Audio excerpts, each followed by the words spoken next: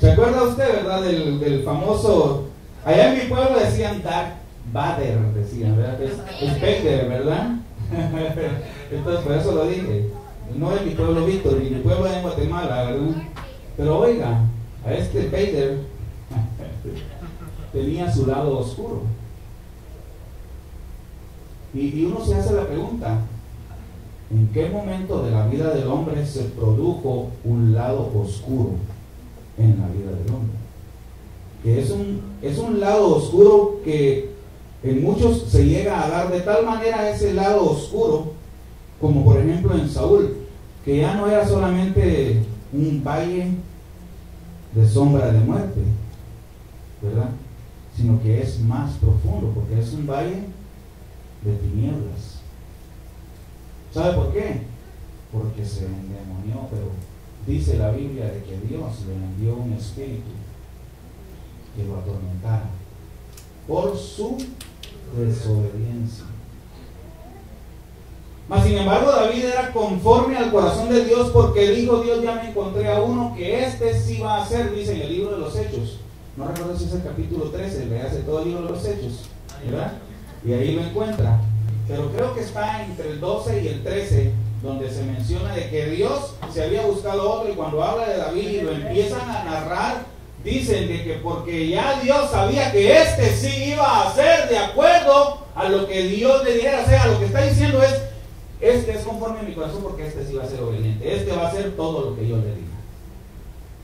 Y aunque tenía un buen deseo en su corazón de querer hacerle caso a Dios, pero Dios le dijo, no la hagas. Pero ¿cómo me va a decir Dios a mí de que no la haga? Yo se la voy a hacer de todas maneras. Él no tomó esa actitud, sino que dijo, bueno, si él no quiere, pues entonces no lo hago. Y era muy buena la intención de su corazón, pero Dios le dijo, no, sos un hombre sanguinario, has matado a muchos, en tu hijo va a haber paz, él es el que me va a hacer caso a mí. Y entonces le dio un legado de lo que es el tabernáculo de David. Su legado es que le dijo, aquí están los cantores, las 24 órdenes sacerdotales, para que se hiciera la continuación del tabernáculo de David, lo cual decayó totalmente. Ahorita estamos en la restauración de ello. Pero oiga, hermano, el valle de sombra y de muerte, ¿qué es el valle de sombra y de muerte? Entonces, porque todas las personas tenemos una experiencia en cuanto a esto, porque es producido por una experiencia negativa en la vida. Un valle de sombra es una experiencia negativa en la vida, que nos puede producir a nosotros, y quizá, y fíjese, yo tengo ahí algunos datos que no sé si voy a alcanzar a llegar a esos datos, o tal vez se los doy de una vez, pero cuando usted mira, por ejemplo, a los psicólogos, y ellos se dedican, la psicología lo que hace es, se trata del estudio del comportamiento del hombre. O sea, los psicólogos, su tarea es averiguar por qué el hombre hace esto, por qué hace lo otro, y determinar desde un punto de vista científico por qué es que hacen lo que hacen. Y han determinado que el hombre, por ejemplo, de 0, a ver si lo encuentro acá, de 0 a 2 años, el niño aprende a tener confianza o desconfianza. Fíjese pues, de 2 a 4, autonomía y o duda.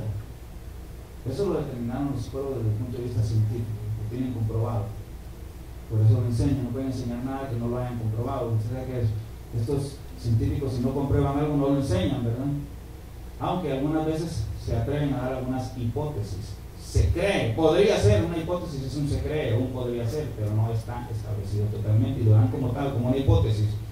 Del 4 al 6 se desarrolla la iniciación propia, o sea, la iniciativa.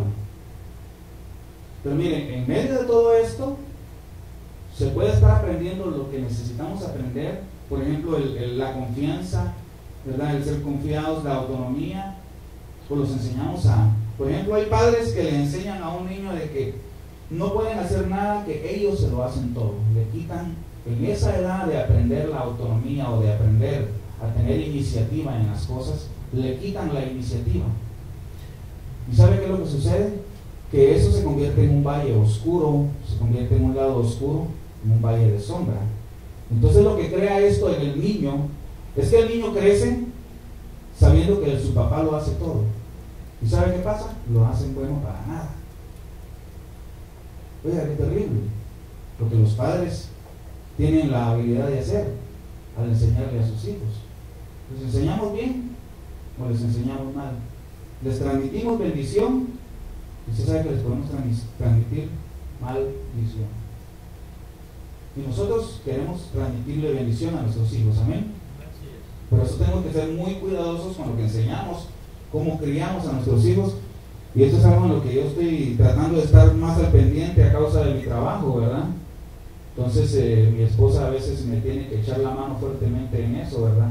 Hasta a veces me da algunas ideas, porque como ella es la que ve a mis hijas constantemente, está con ella todo el día, pues, bueno, mientras no estén en la escuela. Seguimos entonces acá. De los 6 a los 12, en el hombre, en el niño, se forma el carácter. Y el carácter puede ser bueno o puede ser malo. Puede crecer con complejos, puede crecer con muy mal carácter, porque ahí yo recuerdo, hermanos, yo le he comentado a usted que yo tengo memoria de por lo menos de los 6 años en adelante, ¿verdad? Pero ustedes no respetan al pastor, hombre. Pero fíjese que yo tengo recuerdos de cosas que hice desde los 6 años en adelante. Quiere decir que yo ya era consciente y que mi carácter, que estaba siendo formado, tiene mucho que ver con eso, de lo cual hay muchas cosas a las cuales tenemos que renunciar, porque muchas veces nuestro carácter se forma de manera negativa, con una mala influencia, con una mala enseñanza, con malos consejos, con una mala formación, una formación terrible. Usted ha visto cuando dicen de aquel niñito que tiene 6, 7 años y empieza a decir unas palabras gigantescas y dice, ¡ay, qué bonito el niño ya dijo tal palabra! Oiga, hay unas grandes palabrotas, ¿verdad? Pero ellos dicen qué bonito y lo crean a él con ese carácter, con esa forma de ser malcriado. Dicen en mi pueblo, refiriéndose a que dicen malas palabras, ¿verdad? Así dicen en México también. Grosero o malcriado. Entonces, nosotros tenemos que tener cuidado con esa parte. Déjenme seguir acá. De los 12 a los 20, esta es la edad más difícil. Esto, los que ya pasamos por ahí, yo tengo 21, acabo de terminar de pasar por ahí. Hace un año que salí de todo ese rollo.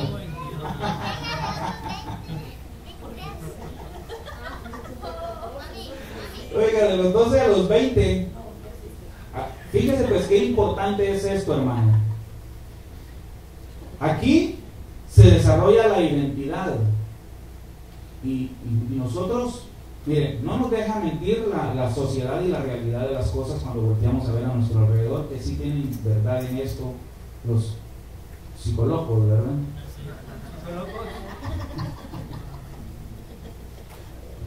Cada psicólogo necesita su propio psicólogo también. Fíjense que los pastores también necesitamos un pastor, un padre espiritual que nos ayude también. Pero mire, pues, sigamos acá, usted me entretiene demasiado. Aquí se desarrolla la identidad. ¿No le dice mucho a usted eso? Aquí es donde el joven, óiganme jóvenes, quiero hablar a su corazón en esta hora. Aquí es donde su identidad está siendo formada y está siendo determinada. Aquí es donde el mundo les va a querer enseñar la identidad que no viene de Dios, sino es una identidad totalmente fuera de la verdad de la palabra de Dios. Y aquí es donde el joven, la jovencita, fíjese que dice desde los 12, y creo que tienen razón, porque para abajo tal vez no tanto, aunque a veces algunos sí, pero tal vez sí de los 12 en adelante y hasta los 20, yo pienso que está bien marcada la fecha que dan ahí, o las edades que dan ahí. Pero empiezan, por ejemplo, ya a despertar aún al amor y a agarrar ideas erróneas de lo que es el amor. Por ejemplo, la vida libre.